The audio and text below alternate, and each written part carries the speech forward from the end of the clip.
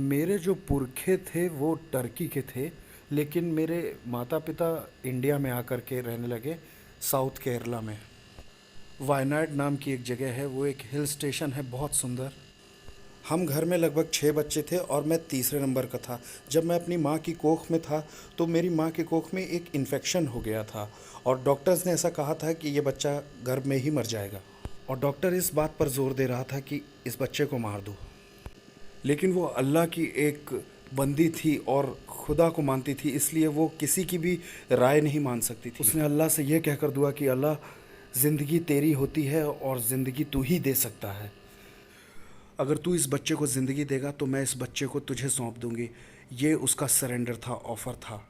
करिश्मा हुआ और मैं पैदा हुआ। सबको लगा कि मैं गर्भ में ही मर जाऊंगा। क्योंकि मैं खुदा को सौंप दिया गया था, इसलिए मेरे माता पिता ने मुझे स्कूल नहीं भेजा। मेरे बचपन बहुत बुरा था।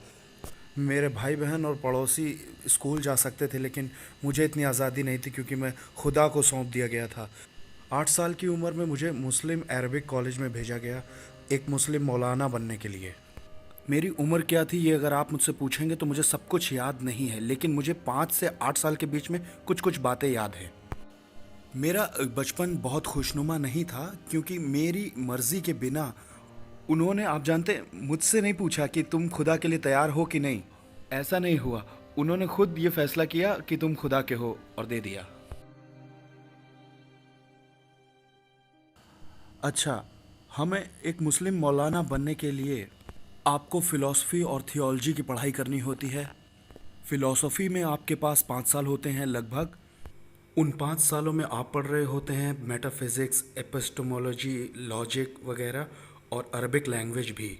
और अगला आपका थियोलॉजी पीरियड होता है जिसमें आप जिसे मुख्तसर कहते हैं। पहला मुख्तसर है और दूसरा मुतव्वल है। मुतव्वल वाले हिस्से में आप थियोलॉजी पढ़ते हैं जिसमें मॉरल थियोलॉजी, कुरान की थियोलॉजी और शरिया लॉ वगैरह आते हैं।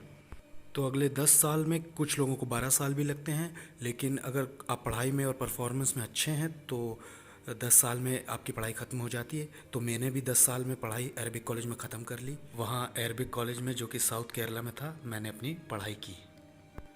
एक बात एक बात बचपन से ही मेरे साथ थी कि जो कानून है वो किसी इंसान पर ज़बरदस्ती उस पर थोपने नहीं है।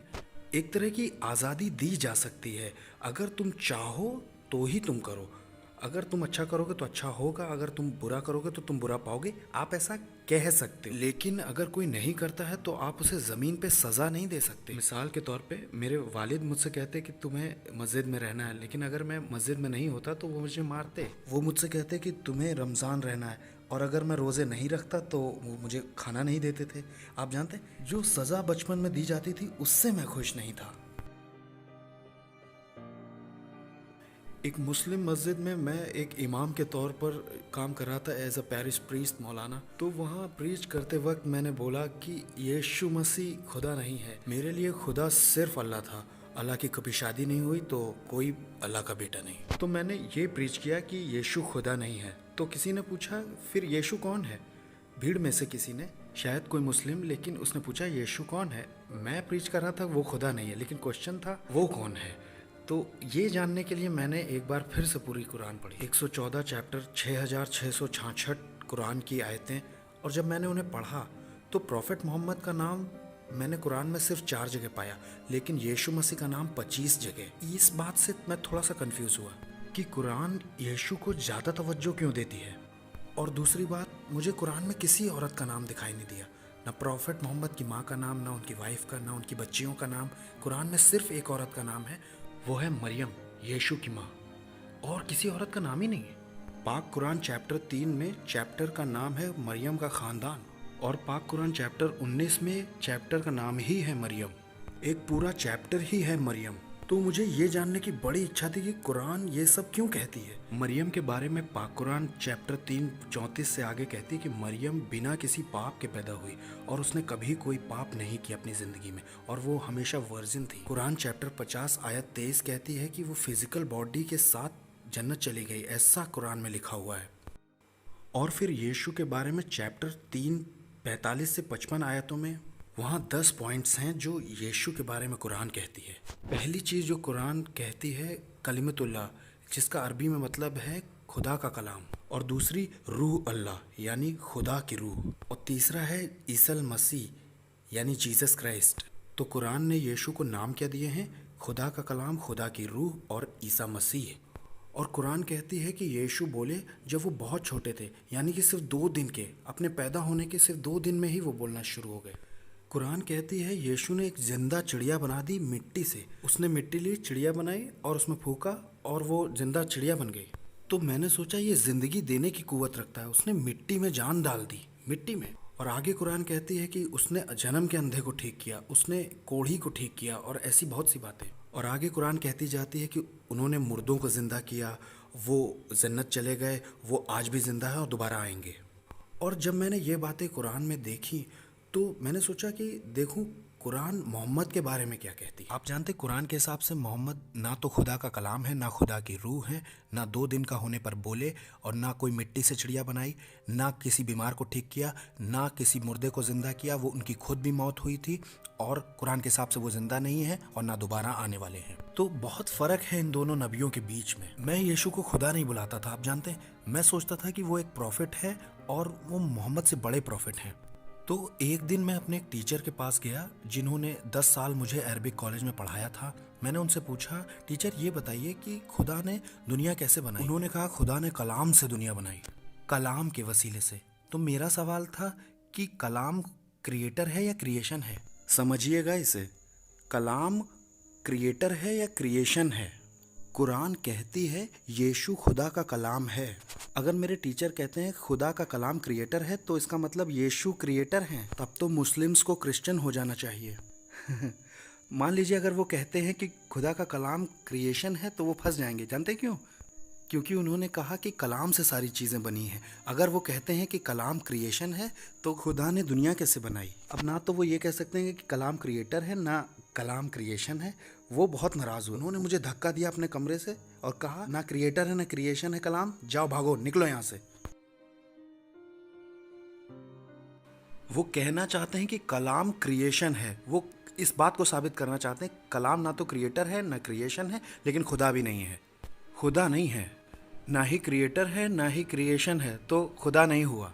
और वो क्रिएशन भी नहीं है, तो वो खुदा के साथ बराबर नहीं है। यही उनकी समस्या है। जब उन्होंने ऐसा कहा तो मैंने अपने टीचर से कहा कलाम ना क्रिएटर है ना क्रिएशन है, इसीलिए तो शायद क्रिश्चियन कहते हैं कि कलाम खुदा का बेटा है। तो उन्होंने मुझसे कहा अगर खुदा के बेटा है तो तुम मुझे खुदा की बीवी भी दिखाओ, क्योंकि बिना बीवी के बेटे होने का कोई मतलब ही नहीं बनता। तो मैंने कुरान से एक हिस्सा उन्हें दिखाया कि खुदा बिन आंखों के देख सकता है, खुदा बिन ज़बान के बोल सकता है, खुदा बिन कानों के सुन सकता है। ऐसा कुरान में लिखा है। अगर ऐसा है तो खुदा को बिन बीवी के बच्चा हो सकता है? तो वहाँ हमारी बड़ी बहस हुई। जानते हैं सबसे आखिर में मैंने क्या किया? मैंने कुरान ली, अपने सीने से लगाई, कहा अल्लाह तू ही बता कि मुझे क्या करना चाहिए। तेरी कुरान कहती है कि यीशु अभी भी जिंदा है और मोहम्मद मर चुके हैं, तू ही बता मैं किसको मानूं। और मेरी दुआ के बाद मैंने कुरान खोली। मैंने किसी से नहीं पूछा, मैंने सिर्फ अपने अल्लाह से पूछा। मैंने कुरान खोली, मैंने देखा चैप्टर 10 94 आयत। जानते वहाँ क्या लिखा है? فإن كنتم في شك مما أنزلنا إليك فاسأل الذين يقرؤون الكتاب من قبلك لقد جاءك الحق।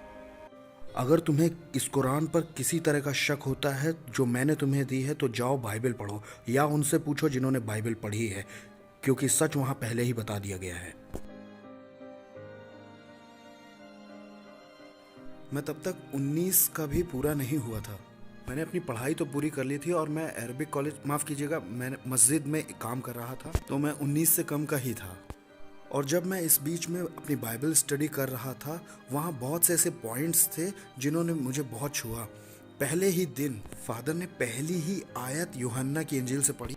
इब्तिदा में कलाम था, कलाम खुदा के साथ था और कलाम खुदा था और कलाम गोश्त बना। तो मेरी कुरान कहती है कि यीशु खुदा का कलाम है और बाइबल भी कहती है कि यीशु खुदा का कलाम है। तो मैंने पाया कि दोनों ही लगभग एक जैसी ही हैं। तो मैं ये जान के बड़ा खुश हुआ कि मुझे कुरान भी चाहिए, मुझे बाइबल भी चाहिए, मुझे दोनों चाहिए। तो आप जानते हैं एक दिन मैं मसीही बनता, एक दिन मैं मुस्लिम बनता, एक दिन मसीही एक दिन, तो मुझे दोनों चाहिए। और जब मैं ऐसा सोच रहा था तो मैंने एक और कलाम सुना। यूहन्ना के पहले चैप्टर की 12वीं आयत सबसे प्यारी आयत मेरे लिए। बाइबल में ऐसा लिखा है, अगर कोई यीशु को कबूल करेगा तो यीशु उसे ताकत देगा खुदा के बेटे बेटियां बनने की। आप जानते हैं कुरान की सारी आयतें ये कहती हैं कि हम इंसान खुदा के गुलाम हैं। अल्लाह मालिक है और मालिक गुलाम से प्यार नहीं कर सकता और गुलाम मालिक से प्यार नहीं कर सकता। मैं किसी का नौकर गुलाम नहीं बनना चाहता हूँ। कुरान कहती है कि तुम मेरे गुलाम हो, लेकिन जब मैंने यूहन्ना 1:12 सुना जो कहता है कि अगर तुम यीशु पर ईमान लाते हो तो यीशु तुम्हें खुदा के बेटे बेटियां बना देगा, तो मैंने तुरंत कहा कि मुझे यीशु चाहिए, क्योंकि मैं खुदा का बच्चा बनना चाहता था। और वहाँ से मैंने खुदा को डैडी कहना शुरू किया। उससे पहले मैं जानता ही नहीं था कि मैं खुदा को डैडी बुला सकता हूँ। आप जानते हैं यीशु ने दुआ सिखाई, वो अरमिक में कहती है Bundos Mayo. एक तरह से हमारे बाप, अबून उसने कहा। अरबी ज़ुबान में अबून का मतलब होता है हमारे बाप। अगर आप मुझसे पूछें तो मैं अपनी खुशी जाहिर नहीं कर पाऊंगा जब मैं अपने खुदा को बाप बुलाता हूँ। जब भी कभी मैं खुदा को बाप बुला, और जब कभी मैं सोचता हूँ कि इस कायनात को बनाने वाला मेरा बाप है, मुझे इस तरह की खुशी होती कि मैं उसे बता नहीं सकता।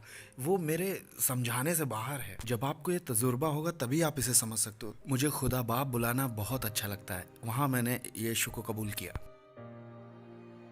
जब मैं डिवाइन नाम की जगह पर रह रहा था तो वहाँ पर बहुत से ऐसे पॉइंट्स थे जिन्होंने मेरी ज़िंदगी को छुआ, और वहाँ पर मैं मसीही बना। और इस बीच में मैं अपने घर से गायब था। मेरे घर वालों ने सोचा कि मैं मस्जिद में होऊंगा और मस्जिद वालों ने सोचा कि मैं घर में होऊंगा। लेकिन जब उन दोनों की आपस में बातें हुई तो वो समझ गए कि ना तो मैं मस्जिद में हूँ ना मैं घर पे हूँ। तो उन्होंने मुझे हर जगह ढूंढा। फिर उन्होंने कई जगह अखबारों में इश्तिहार दे दिया, टेलीविज़न पर और कई जगह, और आखिरकार उन्होंने मुझे पाया कैथलिक रिट्रीट सेंटर में, और मेरे वालिद वहाँ आ गए। वो बड़ा खौफनाक था क्योंकि उन्होंने मुझे बहुत बुरी तरह से मारा पीटा था। मेरी नाक से खून बह रहा था और मैं बेहोश हो गया था, और वो मुझे वहाँ से उठा के घर ले गए। मैं नहीं जानता कि किस तरह से वो ले गए, लेकिन वो वहाँ से उठा ले गए थे क्योंकि मैं तो बेहोश था। जब मुझे होश आया तो मैं एक छोटे से कमरे में था और वहाँ मुझ पे कोई कपड़े नहीं थे। मैं पूरी तरह से नंगा था। मेरे हाथ और पाँव चेन से बहुत टाइट बांधे गए थे और मैं बोल भी नहीं पा रहा था क्योंकि मेरे मुंह में मिर्च पाउडर डाला गया था, नाक में, आँख में। और आप जानते हैं, जहाँ कहीं भी मेरी खाल पर जख्म थे, घाव थे, उन्होंने लाल मिर्च डाल दी थी मुझे जलाने के लिए। और भी उन्होंने बहुत कुछ किया, क्योंकि ये कुरान में लगभग 18 जगह दिया है कि आपको एक नॉन बिलीव, कुछ जगह ये भी दिया है कि उसे मार दो जो इस्लाम छोड़ता है। तो मेरे वालिद कुरान के कानून का हुक्म मान रहे थे। वो और भी कुछ करना चाह रहे थे। उन्होंने कई दिन तक मुझे खाना नहीं दिया, पानी नहीं दिया।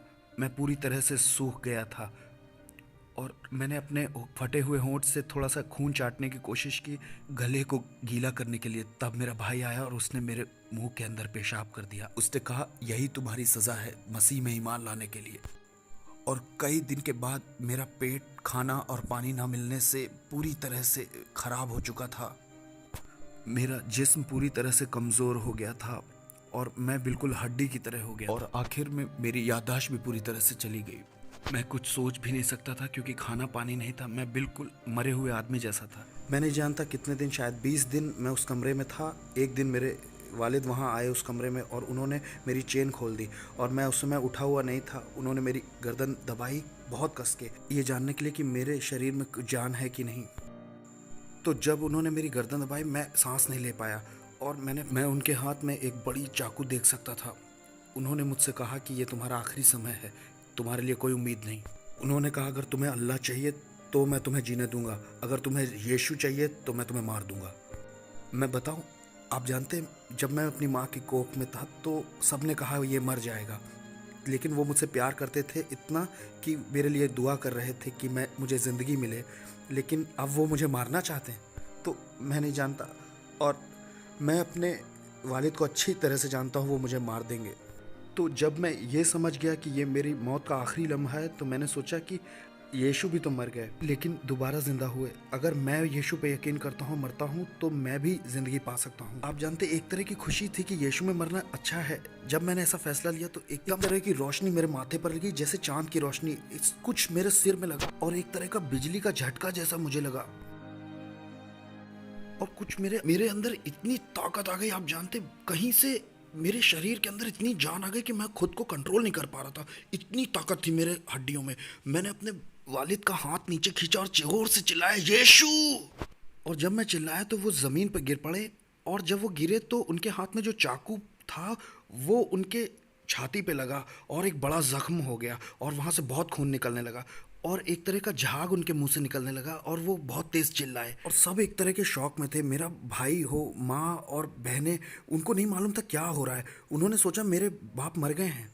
सब उन्हें उठा करके हॉस्पिटल की तरफ भागे, और जब वो जा रहे थे तो उन्होंने बाहर से मेरा रूम लॉक करना भूल गए। और मेरे अंदर जो ताकत थी मैं आपको बता नहीं सकता हूँ, क्योंकि मैं तो बिल्कुल हड्डी की तरह हो गया था। कोई खाना नहीं, बहुत दिन से, 20 दिन से ज़्यादा हड्डी तो हो गया था, लेकिन बहुत एनर्जी थी।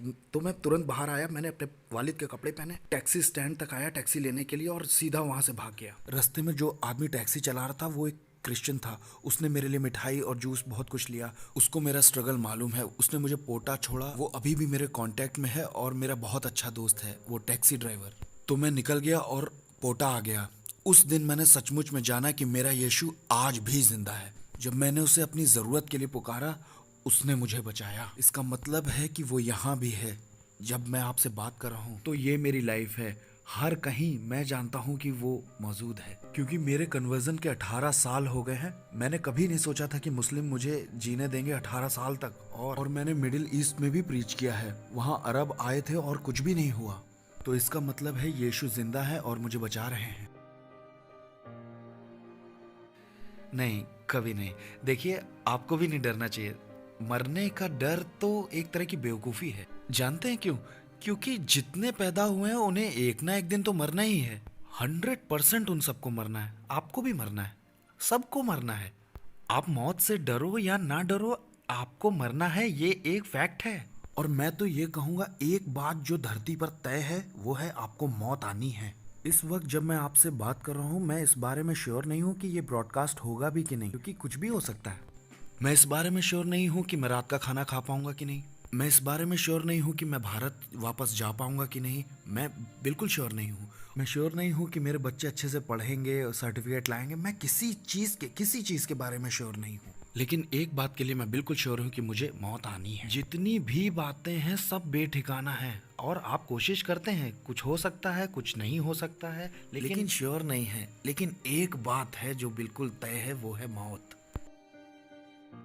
तो मरने से कभी मत डरिए। इस बात को बिल्कुल मान लीजिए कि ये तो एक दिन आनी है। तो आप ये सोच सकते हो कि अगर मैं मोहम्मद में यकीन करता हूँ और मरता हूँ तो मेरी सिचुएशन क्या होगी। प्रॉफिट मोहम्मद मरे और लोगों ने उन्हें दफना दिया, और उसके बाद हम नहीं जानते वो कहाँ गए। अगर मैं उनमें यकीन करता हूँ और मरता हूँ तो मैं नहीं जानता मैं कहाँ जाऊँगा। गौतम बुद्ध, महावीर, गुरु नानक, शिरडी बाबा, काली, मुरुगन, विष्णु, वामन, बहुत सारे देवी देवता मेरे देश में, भारत में हैं। वो जिए और उन्होंने हिस्ट्री बनाई और वो मर गए। लोगों ने उन्हें दफना दिया और वो कहाँ चले गए हमें नहीं मालूम। अगर मैं इन सारे देवी देवताओं पर यकीन करता हूँ तो मैं नहीं जानता कि मेरा भविष्य क्या हो। लेकिन मसीह जो मरा और दोबारा जिंदा हुआ, तो मेरे पास एक उम्मीद है कि मैं अगर मसीह में मरता हूँ तो मैं भी जिंदा होऊंगा। तो सबसे अच्छा रहेगा कि मरना तो कबूल कर लें, और वो भी मसीह में मरे। यीशु ने बहुत साफ तौर पे कहा है कि मैं अपने पिता के घर जाता हूँ। रोमन्स, माफ कीजिएगा, यूहन्ना 14:3 में, मैं अपने पिता के घर जाता हूँ, वहाँ बहुत से मकान हैं और मैं तुम्हारे लिए जगह तैयार करता हूँ ताकि आकर तुमको ले जाऊँ। तो मैं तो बड़ा खुश हूँ कि मेरा यीशु वहाँ मेरे लिए बहुत बड़ा बंगला तैयार कर रहा है, क्योंकि अगर उसका काम एक बार खत्म हो गया तो वो मुझे आके ले जाएगा। और मुझे लगता है कि वो बहुत बड़ा बंगला है, क्योंकि 18 साल से मुस्लिम मुझे मारने की कोशिश कर रहे हैं, लेकिन मार नहीं पाए। इसका मतलब है कि कंस्ट्रक्शन चल रहा है, एक बार काम खत्म हुआ तो वो मुझे ले जाएंगे और तभी मुस्लिम मुझे मार सकेंगे, उससे पहले कोई नहीं। तो मैं मरने से नहीं डरता, ये तो तय है। एक चीज मैं सोचता हूँ कि मौत के बाद क्या। हमेशा की जिंदगी के लिए आपको यीशु की जरूरत है। हर धर्म ये कहता है कि खुदा और इंसान के बीच में कोई समस्या है तो वो है पाप, और इस्लाम में उनके पास अपने पापों के लिए कुर्बानी है जानवरों की। अपने पापों के लिए वो जानवरों को कुर्बान करते हैं। हिंदुइज्म में अगला जन्म, लेकिन सिर्फ क्रिश्चियनिटी में यीशु मसीह ने हमारे उसकी सजा भुगत ली और मेरे सब पापों को हटा दिया और मुझे बिल्कुल पाक कर दिया। और अब वो मुझे खुदा बाप को दे सकता है ये कहते हुए कि अब ये पाक है। अब मैंने इसे पाक कर दिया है और इसकी सारी सजा, इसके गुनाह, पाप अपने ऊपर ले लिए हैं, अब इसे आप जन्नत में आने दे सकते हो। तो यीशु मेरे नजात देने वाले हैं और वो एक परफेक्ट इंसान है क्योंकि मैं एक इंसान हूँ। मेरा सेवियर एक इंसान ही होना चाहिए और वो परफेक्ट खुदा भी है क्योंकि मुझे हमेशा की जिंदगी चाहिए और खुदा ही इटर्नल लाइफ दे सकता है। आपको मैं आसानी से समझा सकता हूँ कि पाप करने से मौत आती है, पाप से मौत आती है। तो मौत को हटाने के लिए आपको क्या करना चाहिए? अच्छा, अंधेरे को हटाने के लिए जैसे आप रोशनी को लाते हैं, वैसे ही मौत को हटाने के लिए आपको ज़िंदगी चाहिए। किसकी ज़िंदगी? पुराने अहदनामे में वो जानवरों की कुर्बानी देते थे क्योंकि वो मानते थे कि खून में ही ज़िंदगी होती है। मुस्लिम तो आज भी कुर्बानी करते हैं। लेकिन मेरी मौत को हटाने के लिए मुझे फिरदौस की ज़िंदगी चाहिए। और ये इटर्नल लाइफ मुझे कहाँ से मिल सकती है? सिर्फ खुदा से। और ये है